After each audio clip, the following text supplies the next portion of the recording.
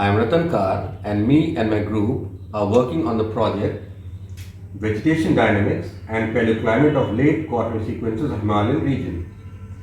We are using biotic proxies or biological evidences, that is pollen, feedings and phytoliths. These are my other colleagues and group members who will be telling you later about the respective work and the proxies that they are using. I will be telling you about the importance of pollen in past climatic reconstructions from the Western Himalaya. In granular studies, we first do the vegetation survey of that particular region because it is the vegetation which is contributing the pollen. This is done to develop the pollen vegetation relationship, to understand how much of the surrounding vegetation is represented in the pollen records. So this is a study from the higher Himalayas of the Chopta Tungnath region, and we have done an altitudinal transect study from 2700 meters to 4000 meters. So as you see, we have demarcated the different vegetation zones, and what we do is that we take the surface sample, that is surface soil of that particular region in an altitudinal transect, different number of samples, and we take out the pollen and spores from those samples, and we develop the pollen diagram. Here you can see the pollen diagram which shows the frequencies of the different spore pollen taxa in the different vegetation zones, and this shows the arboreal pollen and non-arboreal pollen ratio. This is done to develop the modern analogues, to compare it with the past fossil pollen assemblages. After developing the modern analogues from the surface samples, we do the palynology of the subsurface samples to reconstruct the past vegetation and climate. For that, we do the field survey of the area, like here. This is the outwash plain of the Chaurabari glacier where the Kedarnath temple is located. We actually need fine-grained sediments for palynological studies. So we do the field work to look for such sites where fine-grained sediments are there. So what we do is that we dig a trench, it's called a trial trench here, to collect the subsurface samples at regular intervals. You can see the profile here, and we date the different horizons of the subsurface samples to fix the chronology of events. That is, at what time, at what particular time back in time, thousands of years back or hundreds of years back, the vegetation and the climate was like. So here you can see, like before I told you, we again develop the pollen diagram.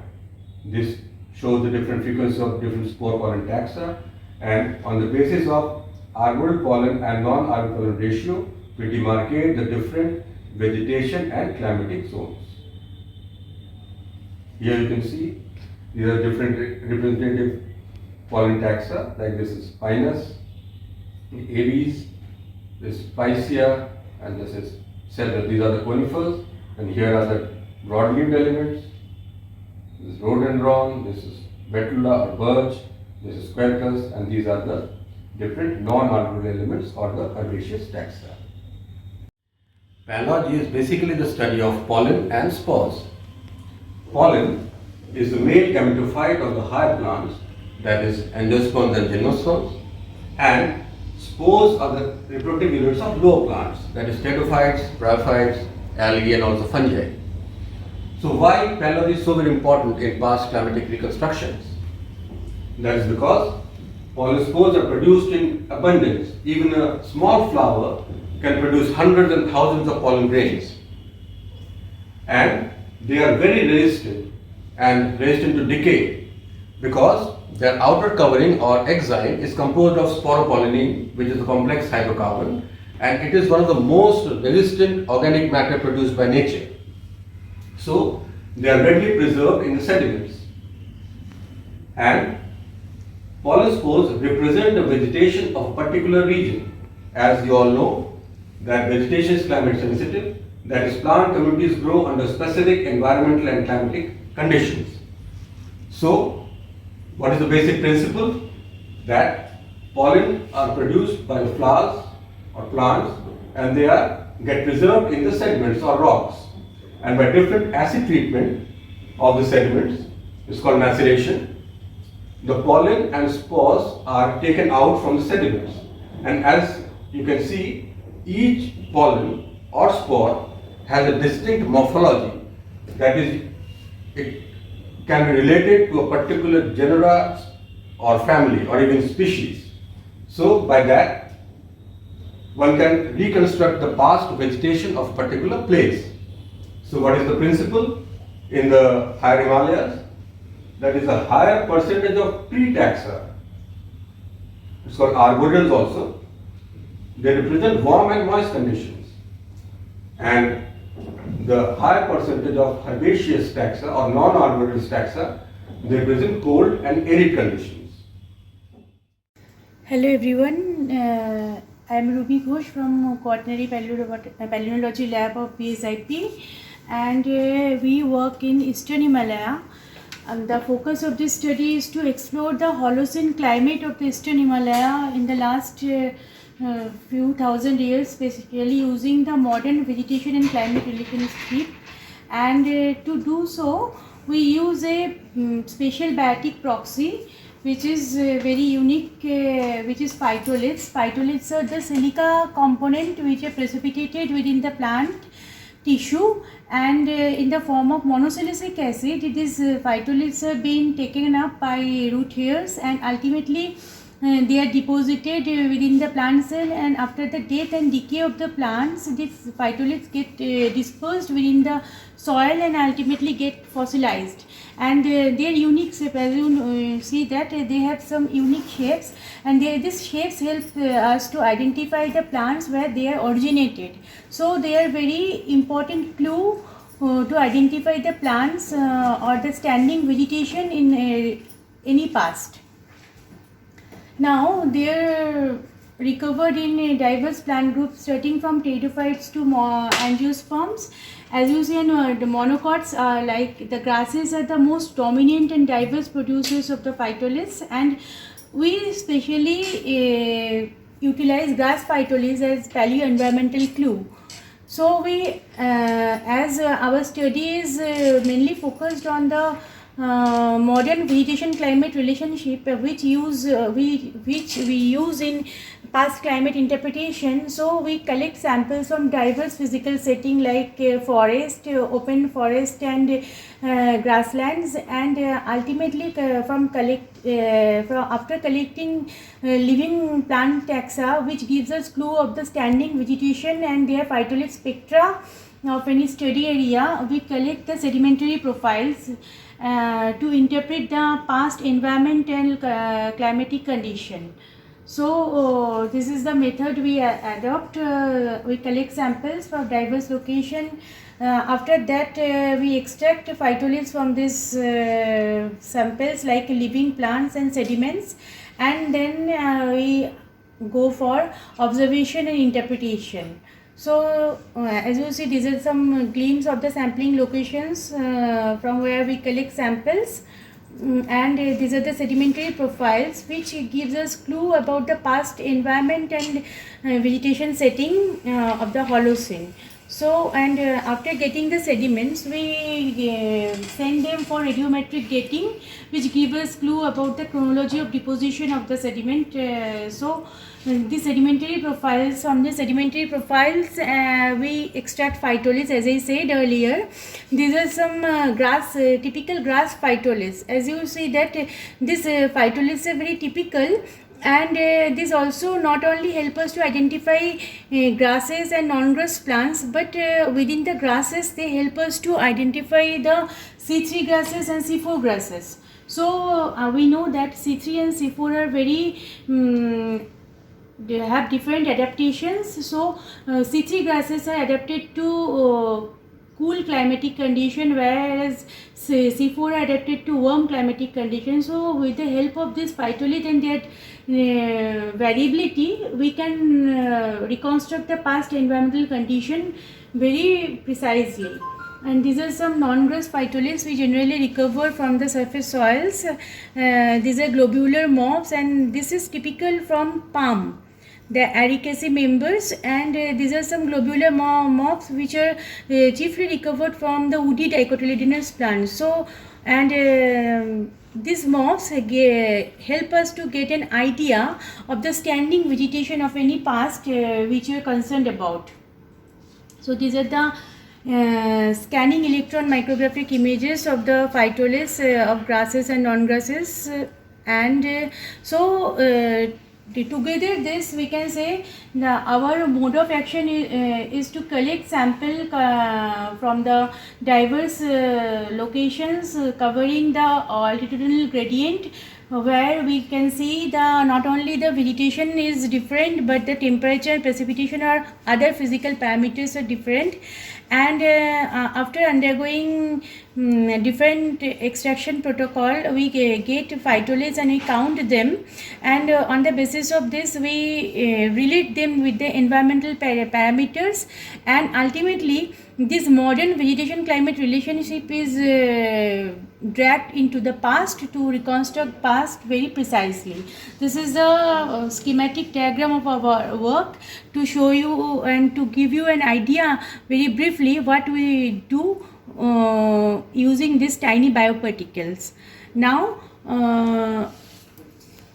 I will show you how this looks under microscope. As I show you that this is the grass phytoliths which are shown in the slide, and now under microscope this looks like this. This is another grass phytoliths, typical for the C4 dry living grasses, and earlier, and this one is also bamboosoidy grasses, our bamboos which are adapted to warm and wet climatic conditions. So with the help of these tiny bioparticles which we reconstruct our past very well. Thank you for now. Hello everyone, I am Dr. Swati Tripathi and I am working as a quaternary palynologist, and presently you are in quaternary palynology lab of Bibasani Institute of Paleosciences. So this is our lab where scholars they are studying or scientists they are working. So basically I work on pollen and spores and to decipher the past climatic changes, and with the help of, because as you all know that what are pollen, they are the powdery like substances consisting of pollen grains which are male microgametophyte of seed plants, and they consist of male gametes. And these pollen, why only pollen and spores? I am working on pollen and spores because they have a hard coat known as sporopollenin which help them to be preserved in the sediments. So with the help of these records we used to decipher the past climatic changes. And because pollen, they are the representative of the vegetation in the past as well as in the present also, and you all know that the vegetation and climate, they are the two sides of a coin. So if we got to know the vegetation of that area in the past or in the present scenario, then we definitely will get a clue of the climatic conditions during that time. So I am showing you here, like these are all pollen and spores. So you are just seeing different type of morphology or different आकार है इनके, और some are having like triangular in shape, or some are circular having the spines, some are having the apertures, the longitudinal apertures like colpi, and some are having the porate apertures. So these are different pollen and spores, और हर plant का अपना एक different pollen shape और pollen morphology होती है जो कि हमें हेल्प करती है ये जानने में कि उस समय में क्या वहाँ का क्या असेंबलेज है पॉलन ग्रेन्स का, तो फिर वहाँ पे क्या वेजिटेशन रही होगी, और फिर वेजिटेशन से we'll get a clue of the climatic conditions prevailing at that time. तो जैसे कि मैं नॉर्थ ईस्ट इंडिया में काम कर रही हूँ ब्रह्मपुत्र प्लेन में, और फिर अपर असम में मैं मजूली आइलैंड में भी काम कर रही हूँ जो कि वर्ल्ड लार्जेस्ट रिवर आइलैंड है. तो कैसे वहाँ पे चेंजेस हुआ है क्लाइमेटिक कंडीशंस का, और क्योंकि आप जानते हैं कि Assam is known for the floods, recurring floods वहाँ पे आती हैं, तो कैसे हम डिसाइफर कर सकते हैं फ्लडिंग एपिसोड्स की intensity with the help of this biotic proxy. और ना केवल हम पॉलन स्पोर्स बल्कि और भी हम डिफरेंट जियोलॉजिकल प्रॉक्सीज भी यूज़ कर सकते हैं फ्लडिंग एपिसोड्स को डिसाइफर करने के लिए। ये जैसे लेक्स एरिया है, तो बेसिकली हम क्या करते हैं, हम फील्ड जाते हैं, हम लेक एरिया है, ये एक फेमस लोकताक लेक है जो कि मणिपुर आप देख सकते हैं मैप में, ये इम्फाल के आसपास बिष्णुपुर डिस्ट्रिक्ट है, वहाँ पे ये लेक है लोकताक लेक, और ये लार्जेस्ट लेक है नॉर्थ ईस्ट इंडिया में। और इसमें हमने वर्क किया है, हमने इसमें से ये फॉरेस्ट है, वहाँ पे आसपास काबिल लामजाओ नेशनल पार्क है जहाँ की ये तस्वीर है, पिक्चर है। और देखिए कैसे सैम्पल्स कलेक्शन हो रहा है, एक जगह से दूसरी जगह पे लगभग 50 मीटर के डिफरेंसेस पे सैम्पल्स कलेक्ट होता है। और ये एक ओपन एक्सपोज सेक्शन है जो कि हम लेते हैं नमूने, जो मिट्टी के नमूने हैं हम लेते हैं। और इन सेक्शन से अगर हम देखें तो हम डिफरेंट नीचे से लेकर ऊपर तक हम डिफरेंट इंटरवल पे, जैसे कि 5 सेंटीमीटर या 2 सेंटीमीटर इंटरवल पे हम सैम्पल्स लेते हैं। फिर हम ये एक कोरिंग साइट है जहाँ पे देखिए पीवीसी पाइप के थ्रू कोरिंग किया जा रहा है। लेक्स के साइड पे जो जगह है वहाँ पे मिट्टी थोड़ी नम है, थोड़ी सी सॉफ्ट है, तो वहाँ से हमने कोरिंग लिया है।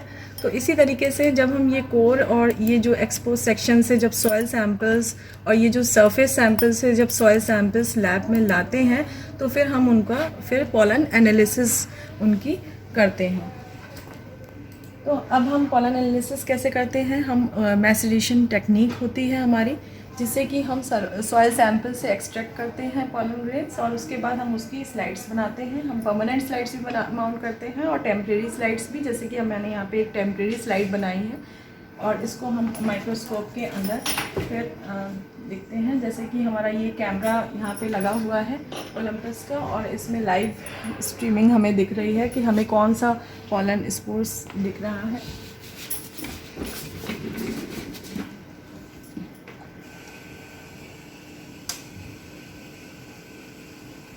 So you can see that there are so many pollen in this slide. So slowly we just scan the whole slide, and we see the pollen assemblage out there, and then with the help of this we identify different things like हम pollen को, जैसे कि मैं अभी इस समय light microscopy में देख रही हूँ, तो हम पॉलन को इस तरीके के पॉलन ग्रेन्स हमें दिखेंगे। और अगर हम स्कैनिंग इलेक्ट्रॉन माइक्रोस्कोपी में देखेंगे तो हमें इस तरीके की कुछ मॉर्फोलॉजी दिखाई देगी, जहाँ पे हमें बिल्कुल क्लियर कट उसका पैटर्न, सेक्साइन पैटर्न दिखाई देगा, तो हमें उसका आकार और क्लियर हो जाएगा कि वो किस तरीके का पॉलन ग्रेन है। और ये है हमारे इंस्टीट्यूट में ही, हमारे संस्थान में CLSM है, कॉन्फोकल लेज़र स्कैनिंग माइक्रोस्कोपी, तो उसके थ्रू भी हम जो है सेक्शन कट करके भी हम देख सकते हैं इसमें, और हम पूरा 3D उसको करके भी देख सकते हैं कि उसका अपर्चर कैसा है। ज़रा सा भी हमें अगर कुछ भी डाउट होता है LM लाइट माइक्रोस्कोपी में या किसी में भी, तो हम इसको CLSM के थ्रू या FESEM के थ्रू भी हम उसको देख सकते हैं। फिर उसके बाद हम जैसे कि डिफरेंट ग्राफ्स और चार्ट से हम पॉलन स्पोर्स को हम प्रेजेंट कर सकते हैं, और इस तरीके से हम पॉलन डायग्राम भी बनाते हैं, जिससे कि फिर हम उस एरिया की हम वेजिटेशन को जो है वो अच्छे से हमें क्लू मिल जाता है, and with the help of the vegetation we'll finally get to know about the climatic conditions. ये थोड़ा सा कॉम्प्लेक्स प्रोसेस है, और लेकिन ये जो एक उसका जो प्राइम है वो मैंने आपको बताया है। इसके अलावा बायोलॉजिकल प्रॉक्सीज़ के, पॉलन स्पोर्स के अलावा भी बहुत सारी प्रॉक्सीज़ होती हैं जो कि बायोटिक प्रॉक्सीज़ में आती हैं, तो उनके बारे में भी हम जानते हैं। नमस्कार।